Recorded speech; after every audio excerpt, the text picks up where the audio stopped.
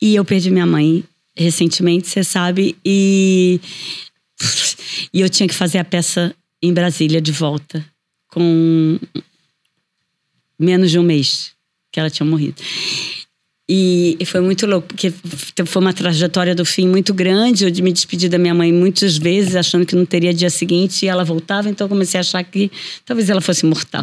E chegou o ensaio final e chegou a coisa, e foi muito mais duro do que eu pensava. E eu tinha aquela peça para fazer, porque minha mãe ia nadar, e ela nadava no mar, assim, ó, isso que eu falo na peça, eu ficava na areia gritando: mãe, volta, volta, mãe. Eu vou até o choro nessa cena. E era uma coisa que eu fazia criança, e ela não voltava, não.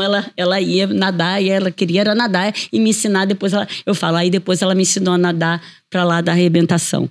E eu tive que fazer essa cena. E eu falei, eu quero ensaiar antes, porque eu também não fazia peça fazia tempo. E foi uma coisa muito bonita, até triste e bonita, né? Porque antes eu comecei a ensaiar, e eu estava tossindo, eu comecei a tossir, a minha voz estava dentro, não é que estava embargada, não estava exatamente com vontade de chorar, mas estava com um pigarro. E eu não conseguia fazer, que eu tossia.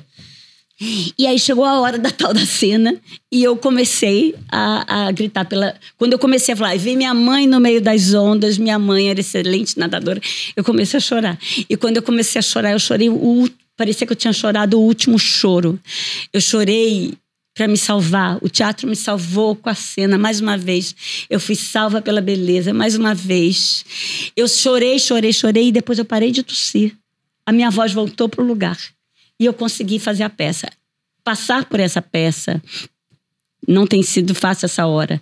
Mas eu me lembro uma frase do Pessoa, que é: o poeta é um fingidor, finge tão deverasmente que chega a fingir que é dor, a dor que deveras sente. Sim. O que acontece é que esse nosso ofício que faz a gente se misturar, e essa peça especialmente, de eu ter feito essa peça e ter a chance de ter sido salva por falar da cena da morte da minha mãe, numa cena em que eu grito, volta mãe, volta mãe, toda noite, ela me ensinou ainda mais sobre o poder que tem a arte de embelezar sofrimentos, de criar, de embalar em poesia a vida dura, até a minha. E junto com essas dores todas que eu carrego das histórias da peça, eu agora carrego mais essa. Uau!